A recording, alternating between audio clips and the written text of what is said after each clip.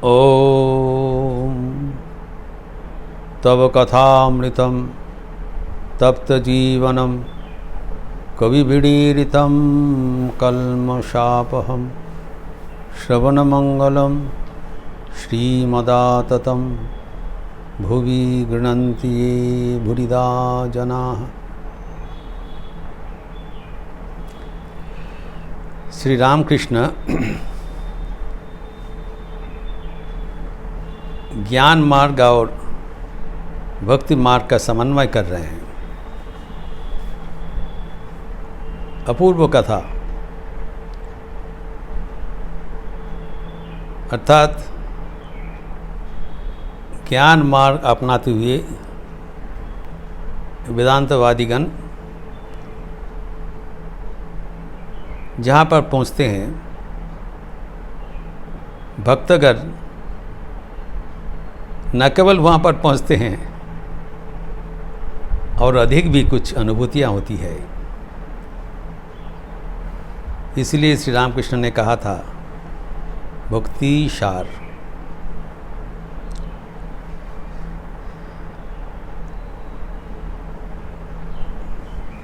तो पहले बताया कि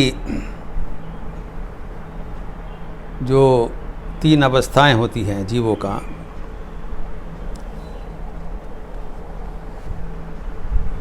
वेदांतवादीगण जागृत स्वप्न सुषुप्ति अवस्था को उड़ा देते हैं।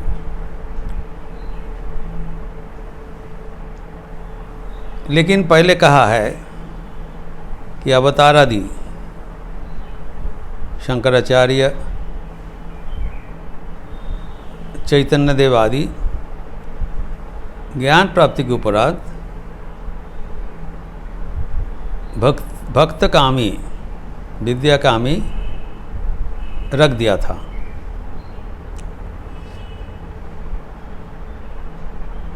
भक्ति भक्त निये थाकार जन्य, भक्ति एवं भक्तों के साथ रहने के लिए, संकीर्तन करने के लिए, ईश्वर प्रसन्न करने के लिए। ये सुनकर हमें लगता है कि सिर्फ अवतार आदि उच्च कोटि पुरुषगण ही ज्ञान की बात विद्या में रख सकते हैं, बाकी सब नहीं। लेकिन ठाकुर कहते हैं बहुत ही महत्वपूर्ण बात है कि भक्तगण 3 अवस्था उड़िए देना। साधारण भक्तों के लिए बता रहे हैं। सब अवस्था ही लय, अर्थात जागृत सपना सुषुप्ति सब अवस्थाओं को अपनाते हैं। उसको अलीक बोलकर परित्याग नहीं करते हैं, सब अवस्था को लेते हैं, अपनाते हैं। और सत्व रजस तमः 3 गुणों भी वो अपनाते हैं, उड़िए दन्ना। वो चतुर्विंशति तत्व लेते हैं, अपनाते हैं, ये एक्सेप्ट्स। और इस सब को जो दिखाई पड़ रहा है वो भगवान का ही प्रकाश स्वरूप दिखते हैं।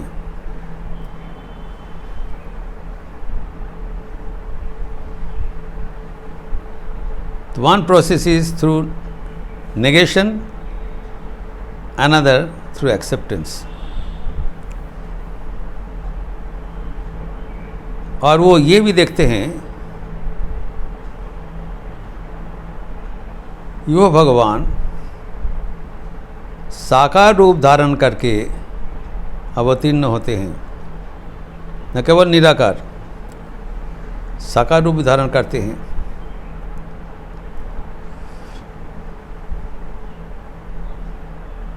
यहाँ पर बता रहे हैं भक्तगण विद्या माया को आश्रय करके रहते हैं। वो कहते हैं जब मैंपन जाने वाला नहीं है, आमी যখন যাওয়ার নয় তখন থাকশালা ভক্ত আমি হয়ে দাস আমি হয়ে। कहा गया है आमी मोले घुचिबे जंजाल। जो समस्या का जड़ है वह है मैंपन, आमी बोध, अमित्व बोध। इसको हटाने के लिए वेदांतवादीगण विचार वितर्क का मार्ग आश्रय लेते हैं और भक्तगण भक्ति का आश्रय लेते हैं। एवं भक्ति का आश्रय लेते हुए वो कहते हैं वो मैंपन को अपनाते हैं। जस्ट रिवर्स, जो मैंपन को छोड़ते हैं विचार वितर्क से, ये छोड़ते नहीं, ये सब ग्रहण करते हैं, अपनाते हैं। He thinks I am, the feeling, he feels proud that I am his devotee. वो कहते हैं सो अहम आई एम ही, ये कहते हैं दासो हम आई एम हिज। थोड़ा सा फर्क है। वो कभी अपने को भगवान का स्वरूप अपनाते नहीं हैं, भगवान के दास, भगवान का भक्त होकर रहते हैं। और ये जीव जगत चतुर्विंशति तत्व, जागृत स्वप्न सुषुप्ति, सत्व रजस तमः, सभी कुछ ग्रहण करते हुए आनंद में विराज करते हैं।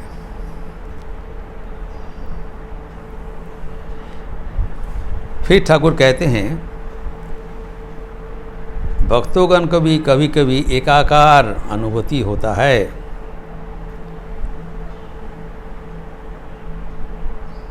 भगवान के साथ एक तो एकात्म भाव और भगवान को चारों ओर दर्शन करना है।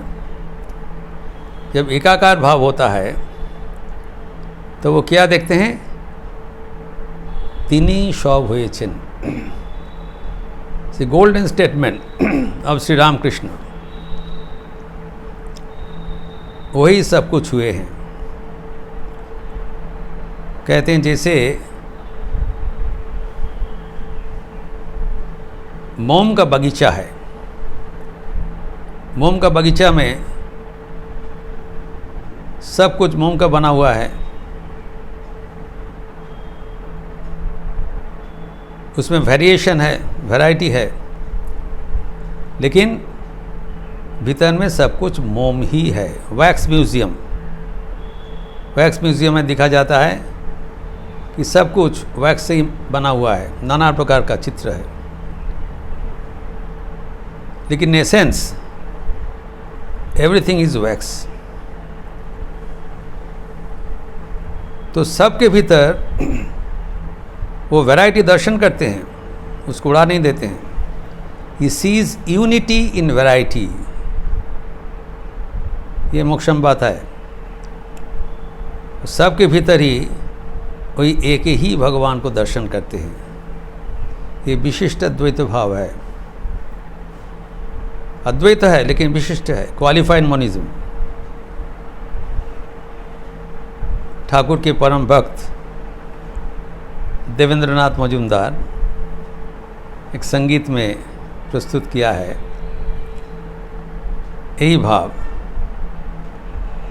राम कृष्ण श्याम श्यामा शिवे भेद भेबना आमान मन, नाम रूपेर गिलापे ढाका आছেন সেই এক निरंजन। विभिन्न प्रकार का जो भेद भावना है एक देव देवियों का भीतर श्याम है, श्यामा है, काली है, कृष्ण है, शिव है, पार्वती है। ये मत सोचें कि सब अलग अलग है। सबके भीतर एक ही है। कौन चीज़? निरंजन, निराकार परमात्मा। वहाँ पर निराकार है, लेकिन निराकार साकार रूप ओढ़ते हुए नाना रूप से प्रतिभात हो रहे हैं। कितना सुंदर अनुभूति। फिर इसको आगे व्याख्यान करते हुए कहते हैं, चीनीर छाछें ऊट हाथी घोड़ा पुतुल पाखी रथ है जेमन एकात्मारान बिहरन ताई एक चिनीते सब घटन। इसे मोम का बागान बताया। इधर कहते चीनी का जो मठ होता है दोल पूर्णिमा का समय, चीनी का नाना प्रकार का छाछ बनता है। पुतली, ऊँट, हाथी, छोटा छोटा खिलौना, सब चीनी का विद वेराइटीज ऑफ कलर्स, विभिन्न प्रकार का छाछ से बना होता है। विभिन्न प्रकार दिखाई पड़ता है। बच्चे लोग का बहुत आनंद होता है। ऊँट है, हाथी है, घोड़ा है, रथ है, मठ है, नाना प्रकार का आकार। लेकिन सबके भीतर एक ही चीज़ है, वो चीनी। सभी मिठास है। वैसे ही भक्तगण ये दृश्यमान जगत को अलिक सपनवत समझकर वो वर्जन नहीं करते हैं, वो अपनाते हैं।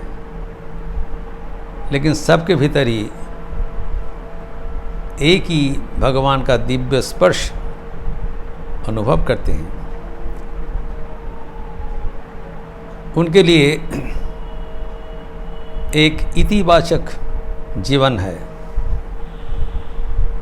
जबकि वेदांतवादियों के लिए नेति नेति अपनाते हुए उस बिंदु पर पहुंचना है।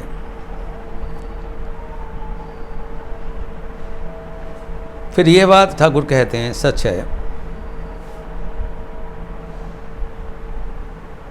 कि जब तक हमारे मैंपन है, इसको हम कैसे उनका जो विपरीत भावनाएं हैं उसको कैसे हम समझें, how to manage the ill effects of the body identification, the आत्मबुद्धि है, तो कैसे हमारा मैंपन को हम उसको नकारात्मक जो दृष्टि है, वो जो नकारात्मक इफेक्ट है हमें भगवान से दूर कर लेते हैं, उसको कैसे मैनेज करे, कैसे बंदोबस्त करे, प्रैक्टिकल सजेशन देते हैं उसको कैसे किया जाए। लेकिन नाभी बताते हैं इसको करने से छोड़ने की ज़रूरत नहीं है, ग्रहण करने के होगा। अर्थात ठाकुर की जो वाणी है वो वर्जनात्मक नहीं, वो ग्रहणात्मक है, नेतिवाचक नहीं, इतिवाचक है। कैसे हम उसका जीवन में अपनाएं, इसका भी जो संदेश, प्रैक्टिकल सजेशन, उपाय, वो भी ठाकुर विस्तार से कहते हैं, जिसका चर्चा हम अगले दिन करेंगे। ओम शांति शांति शांति। हरि ओम तत्सत। श्री राम कृष्णार्पणमस्तु।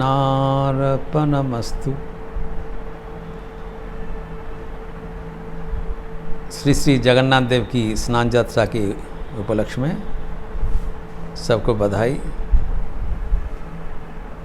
ये पावन तिथि में अब सबके जीवन में भक्ति का स्रोत का उन्मोचन हो जाए, यही मेरा हार्दिक शुभकामनाएं। अच्छा रहिए, स्वस्थ रहिए, आनंद में रहिए। नमस्कार।